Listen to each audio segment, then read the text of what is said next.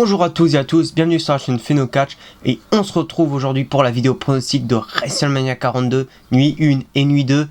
Alors, comme d'habitude, on va faire du match qui me hype le moins à celui-là qui me hype le plus et on va commencer tout de suite avec la nuit 1. Mais tout d'abord, avant de parler de WrestleMania, il va falloir qu'on discute de la Road to WrestleMania.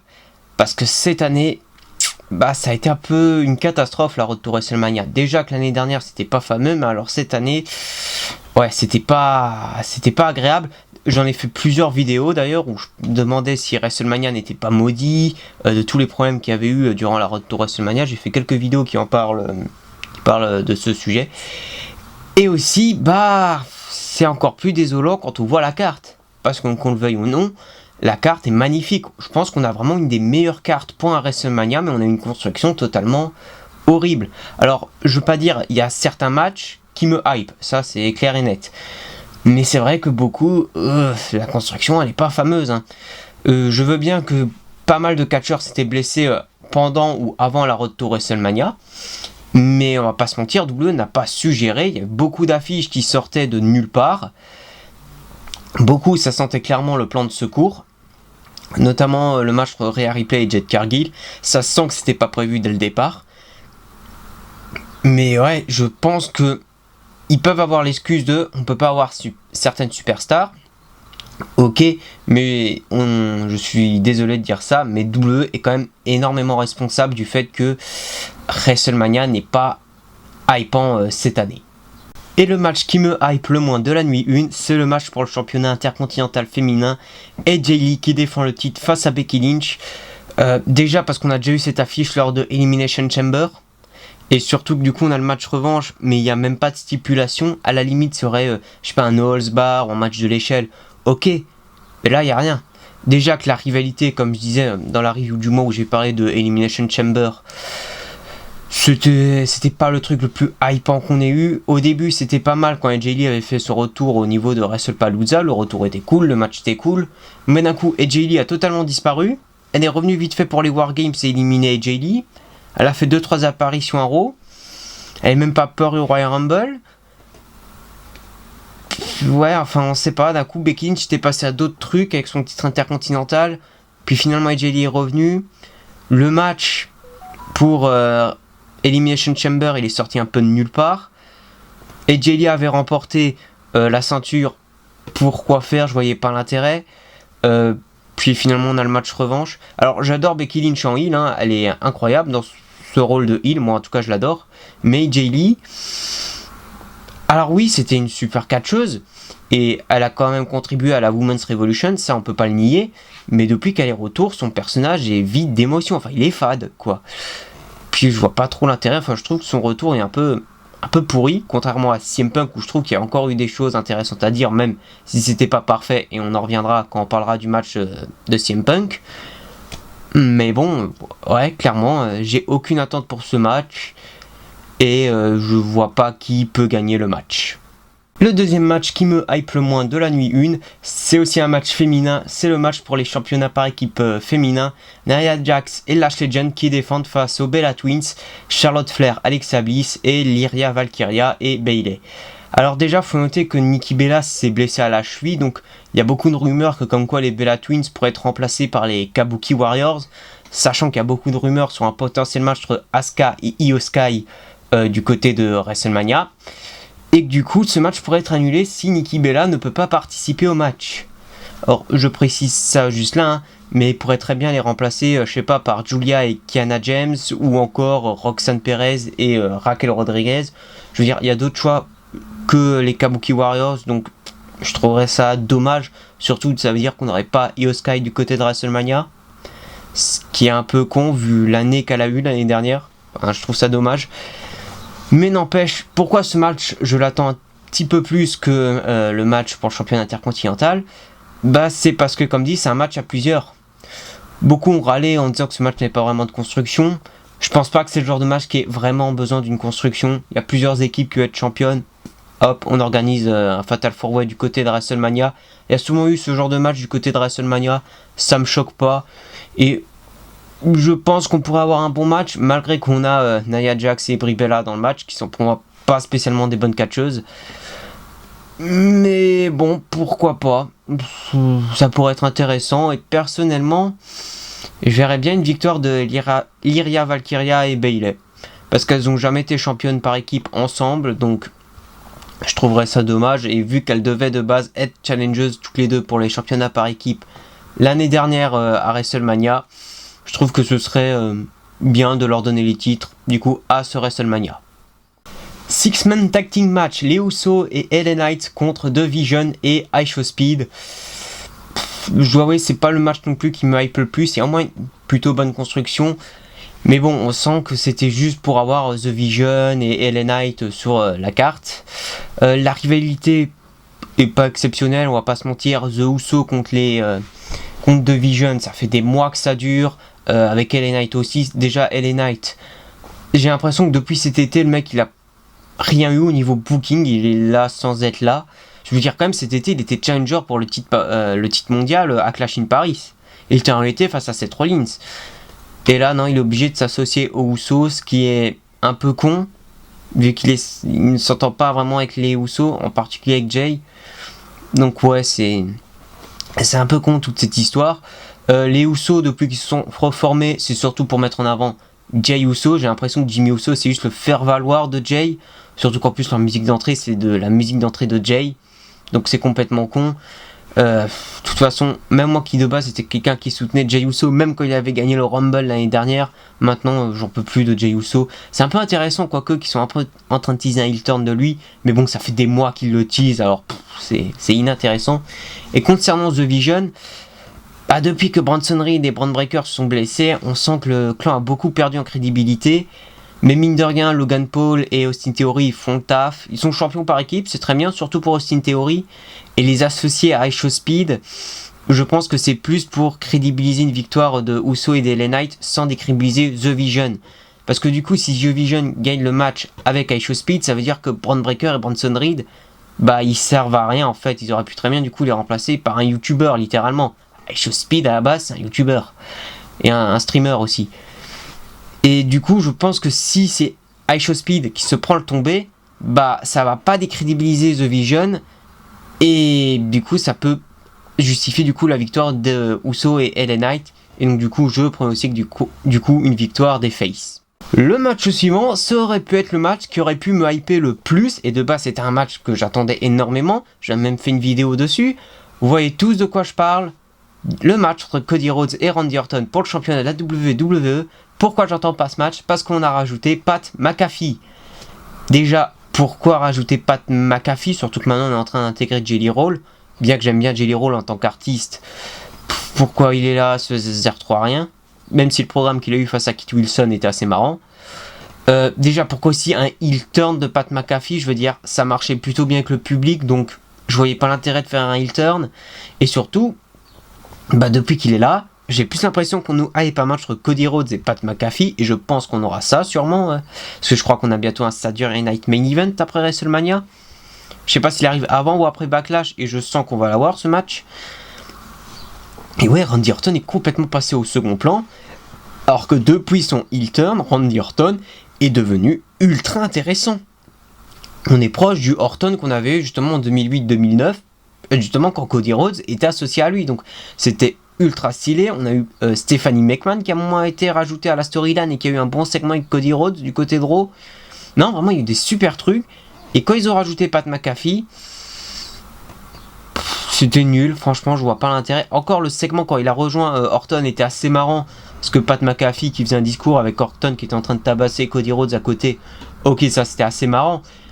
Mais bon, je veux dire, Orton, Cody Rhodes, cette affiche pouvait s'écrire toute seule. En plus de ça, avec le heel turn de Randy Orton, on était sûr qu'on allait avoir une bonne rivalité. Déjà que ça partait quand même du mauvais pied parce que Cody Rhodes avait repris le titre à McIntyre, donc voilà, on partait déjà un peu avec un handicap.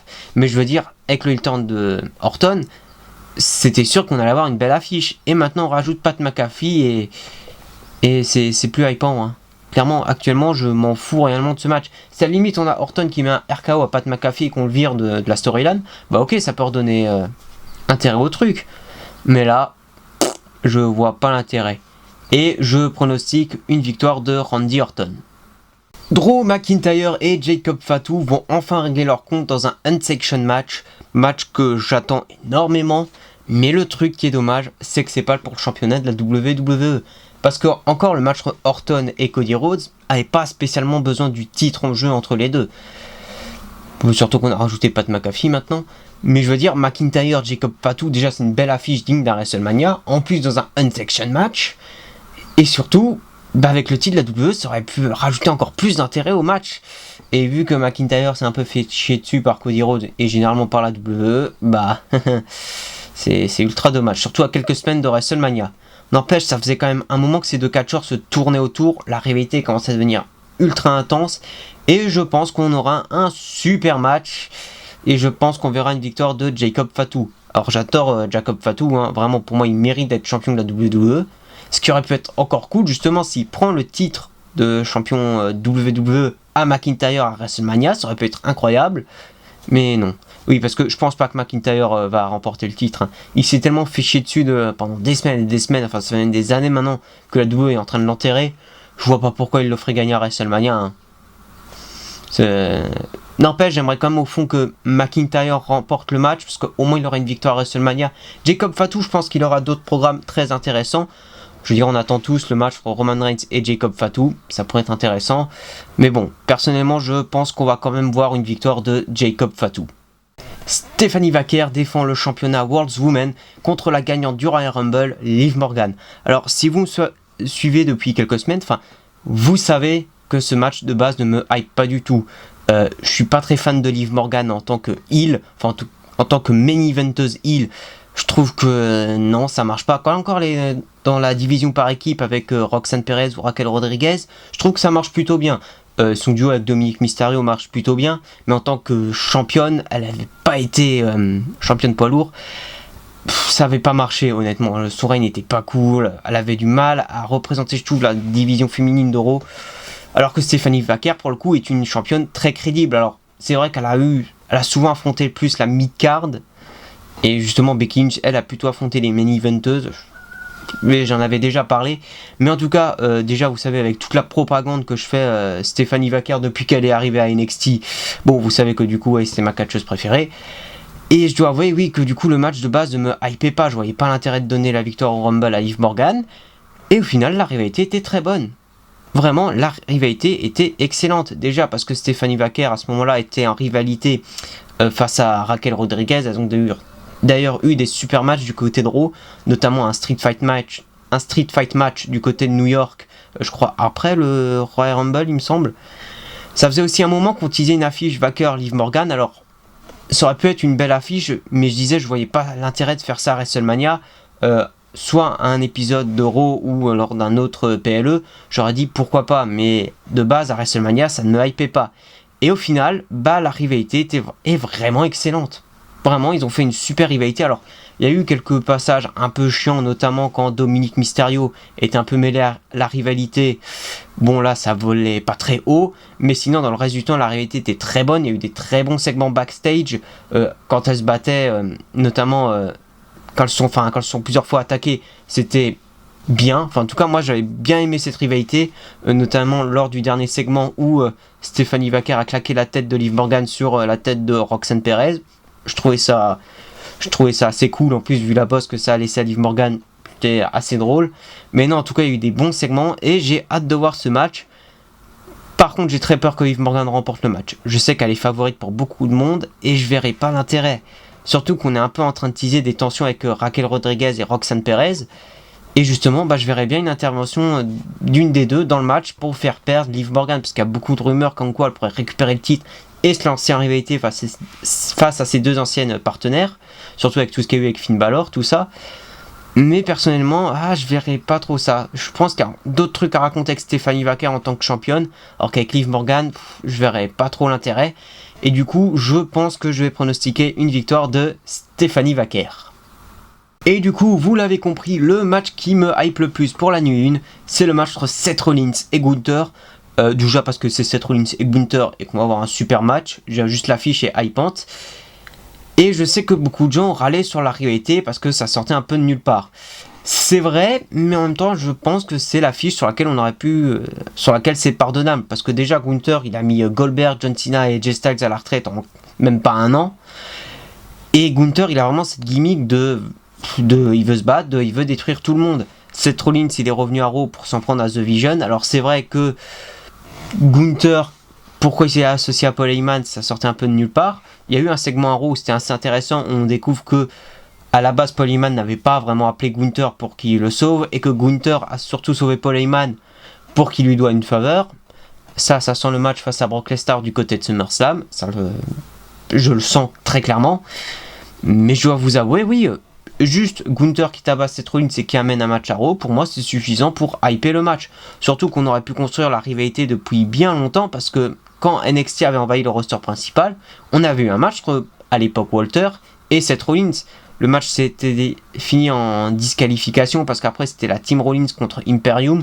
Pour le coup c'était la Team Rollins qui avait gagné. D'ailleurs à l'époque Walter s'était fait cracher dessus sur le roster principal, hein.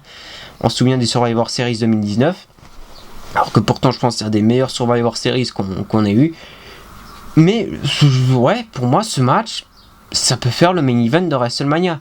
D'ailleurs beaucoup de rumeurs disent que ce sera sûrement le match entre Cody et Orton, le main event. Maintenant qu'on a rajouté Pat McAfee, j'espère pas. J'espère que ce soit du coup soit le match entre Rollins et Gunther, ou alors le match entre Stephanie Baker et Liv Morgan, ce qui serait quand même ultra cool. Parce que ça fait quand même longtemps qu'on n'a plus vu de match féminin en tant que main event de WrestleMania. Et pour une fois on a une affiche qui peut être le main event. Mais n'empêche, Gunther, Seth Rollins, j'attends ce match. Et je vais pronostiquer une victoire de Seth Rollins. Sachant qu'il y a des rumeurs que comme quoi Bron Breakker serait apte pour monter sur le ring. Donc je verrais bien, pourquoi pas Bron Breakker intervenir durant le match. Sachant que du coup c'était Rollins qui avait attaqué Bron Breakker durant le Rumble match. Enfin on suppose que du coup c'était lui.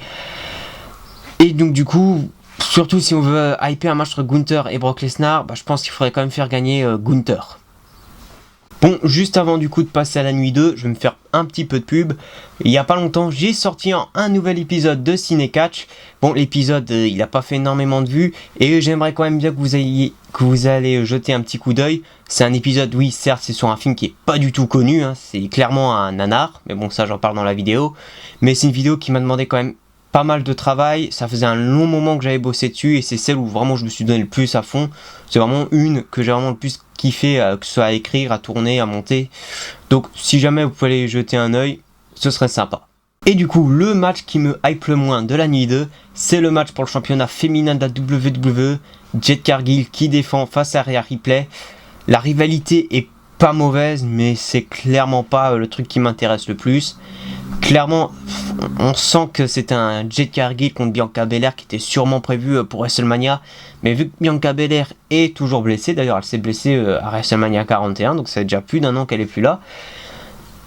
Mais vraiment ce match il sort un peu de nulle part. Alors c'est une belle affiche certes, mais bon, Jade Cargill du côté du bleu c'est un échec.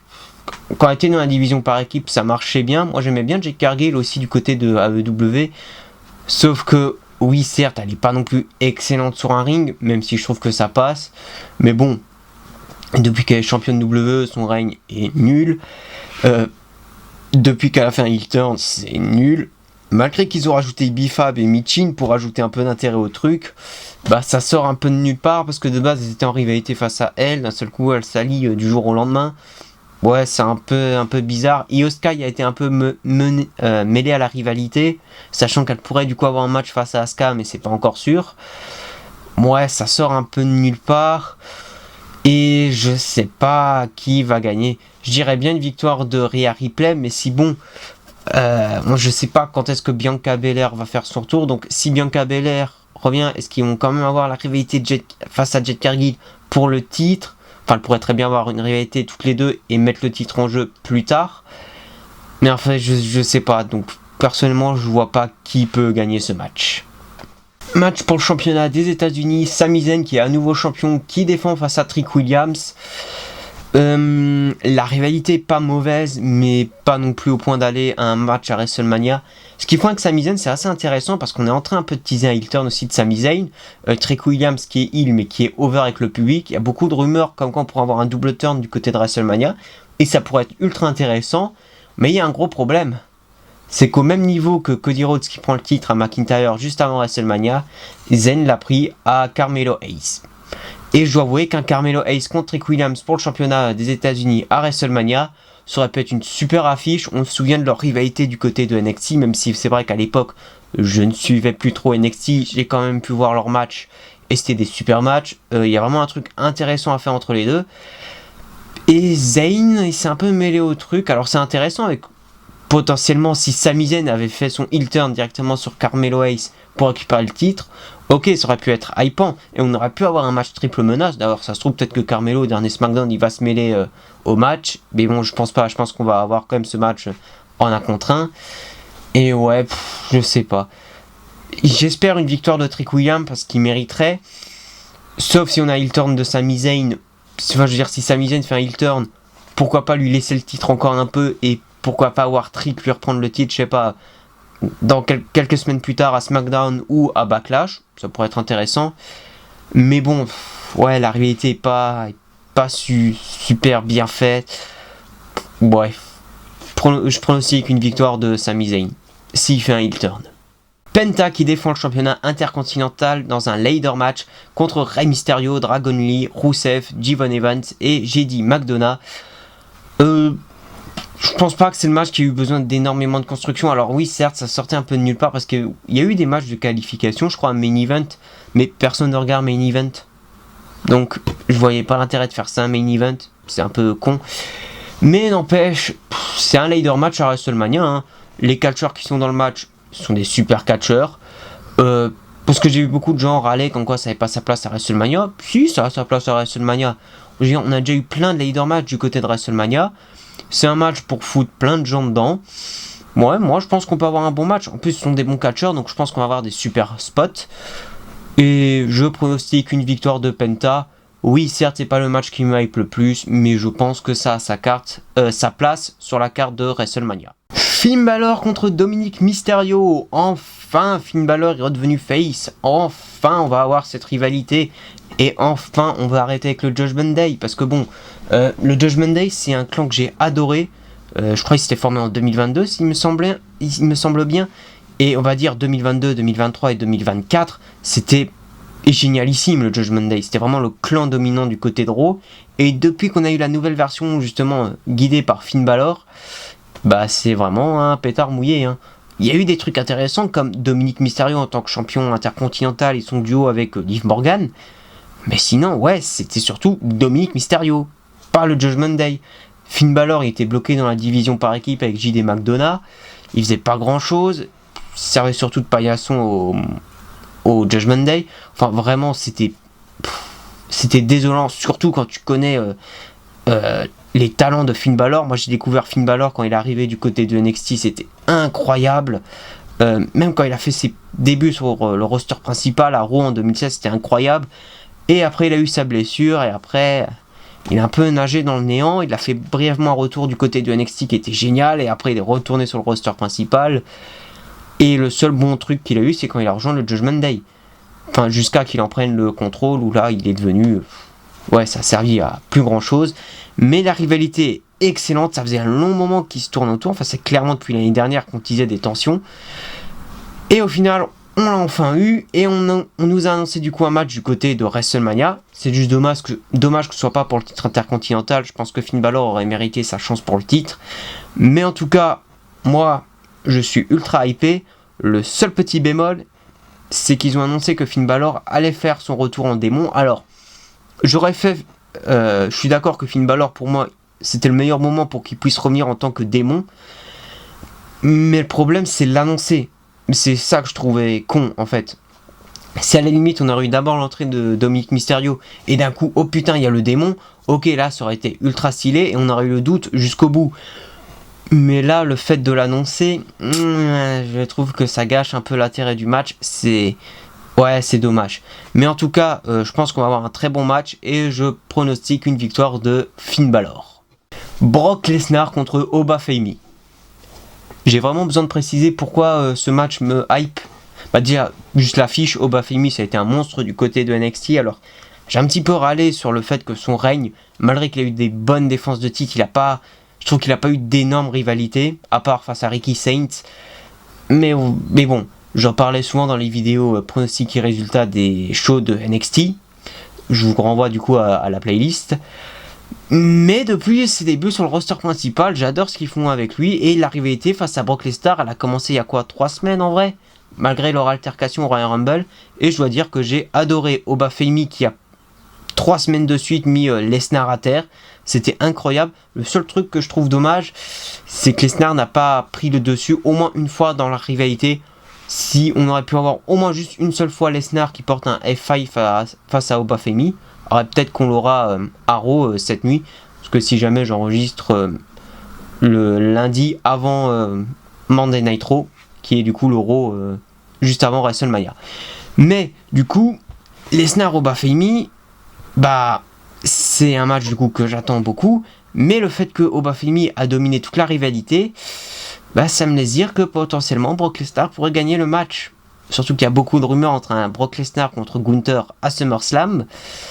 Bah je pense que Oba Femi va perdre. Alors j'espère pas, parce que si Lesnar perd face à Oba Femi, ça va pas du tout décrédibiliser Lesnar. Je veux dire, au vu de la carrière qu'il a eue. Mais par contre ça va crédibiliser à mort Oba Femi.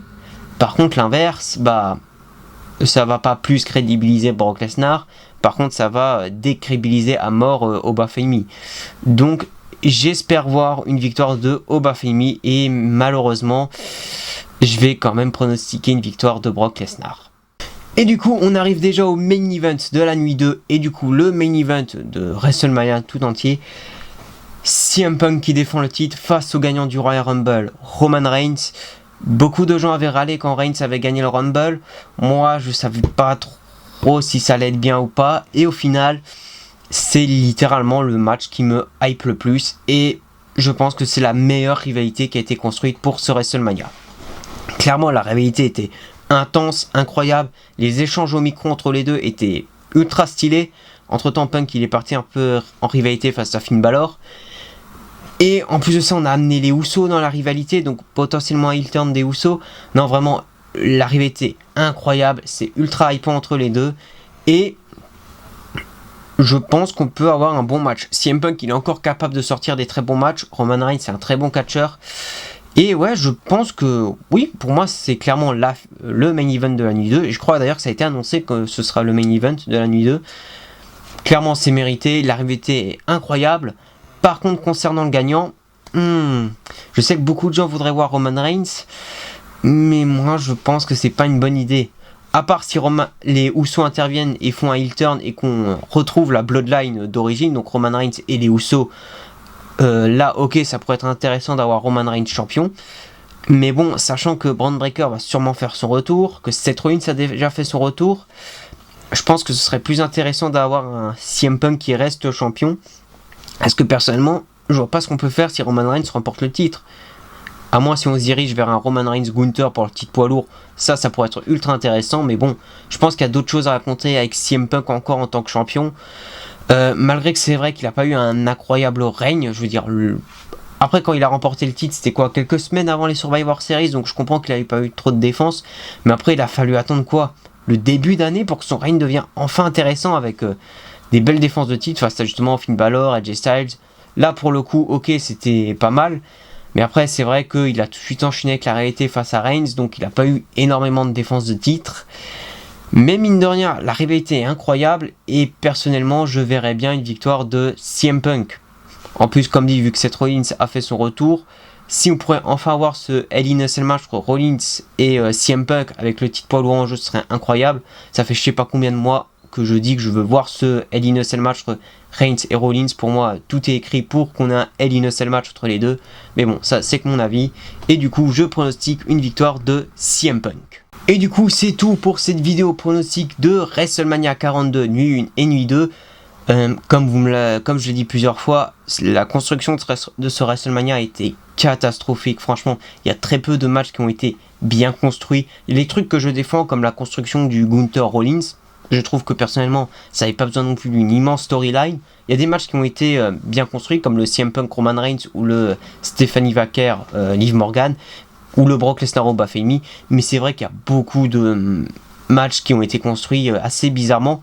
Par contre, c'est une carte magnifique, on a une des meilleures cartes pour un WrestleMania, et d'ailleurs si on compare à l'année dernière, il y avait beaucoup de matchs qui n'étaient pas construits du tout. Je veux dire, beaucoup de matchs, c'était juste des matchs qu'on aurait pu avoir à des épisodes de Raw ou SmackDown qui ont juste été mis à WrestleMania pour combler vraiment la carte. Alors que la plupart des matchs ont au moins une construction. Oui, certes, c'était pas très bien fait, mais ils étaient au moins construits et au moins à peu près justifiés pour qu'ils se déroulent à WrestleMania. Mais bon, ça, c'est que mon avis. Je pense qu'on peut avoir un très bon show. Comme dit, c'est pas une des meilleures constructions qu'on a eu pour un WrestleMania, ça c'est sûr. Mais en tout cas, on a une belle carte et si les matchs sont de bonne qualité, je pense qu'on pourra avoir un bon WrestleMania et aussi avoir de bons résultats. Par pitié, ne faites pas gagner Liv Morgan. Donc c'est tout pour cette vidéo. Si jamais ça vous a plu, abonnez-vous, likez, commentez, partagez, tout le blabla. Vous connaissez la chanson. Et allez voir le dernier épisode de Ciné Catch. Ciao.